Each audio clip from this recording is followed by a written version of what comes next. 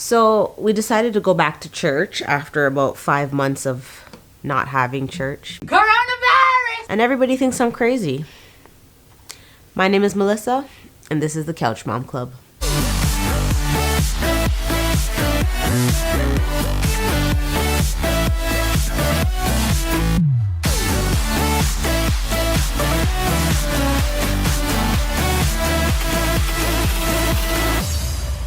So I realized that going back to church or doing anything with 2 kids is quite challenging. I did a video earlier about when we traveled, our first road trip with the 2 kids.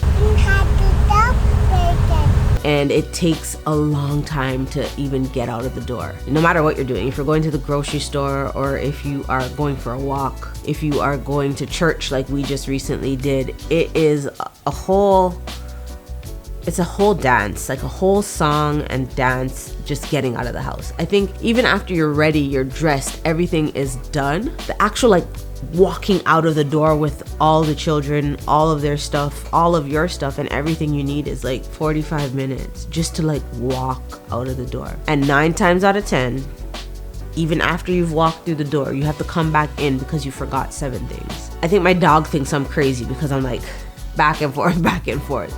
But this past weekend, we decided that we were gonna go back to church after about 5 months not being in church. So when Corona hit, church was the first thing to get closed down. So we were having church online and it was good. I mean, we engaged online and we watched the service, we prayed and all of that stuff. But there's something special about being in the actual building. So the decision for our family to return wasn't a hard one. I think we had more trouble deciding whether or not we were gonna allow the kids to take up 2 spots when you have all these regulations as to how many people can be in a building at once.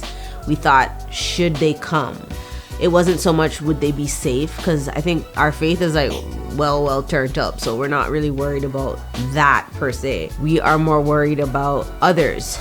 And if they need to be in the building, should our children take up that space? Or should we leave them at home with Nana or somebody? I don't know. But we decided that the 4 of us would return to church. So in the whole fiasco of deciding to go back to church and actually going, I noticed something that was just ugly. Really, really ugly.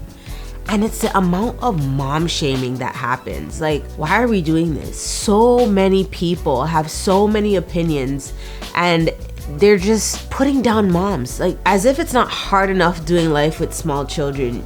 You have people that are being negative with their bad opinions and their mean words and their judgment. Really?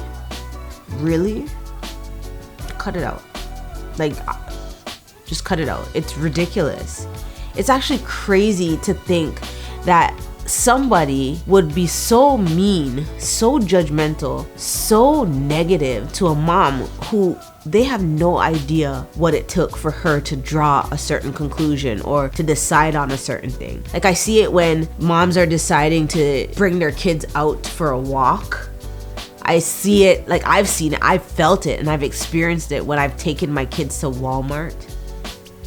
You don't know what it took for me to have to leave the house with my children. You don't know the circumstances that are in my home, why we left. You have no idea what some moms are going through and what it took to make a decision. You know what is big right now? Moms are deciding whether or not to send their kids back to school this September. And if you're online looking at all of the stuff, the back and forth, it's crazy. You think that mom is not already terrified? You think that she doesn't have so many things on her mind and so many things to consider, whether or not she's gonna keep working, whether or not her boss is gonna extend or change or shift or alter her hours, whether or not the school's gonna be safe, or the teachers. There's a lot that goes into making a decision. You have no idea what that mother is going through.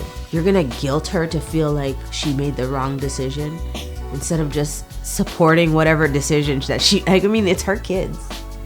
At the end of the day, it's her kids. And if you have something that you wanna say that you think will enlighten her or help to ease the load, then go ahead and find a kind way to say it.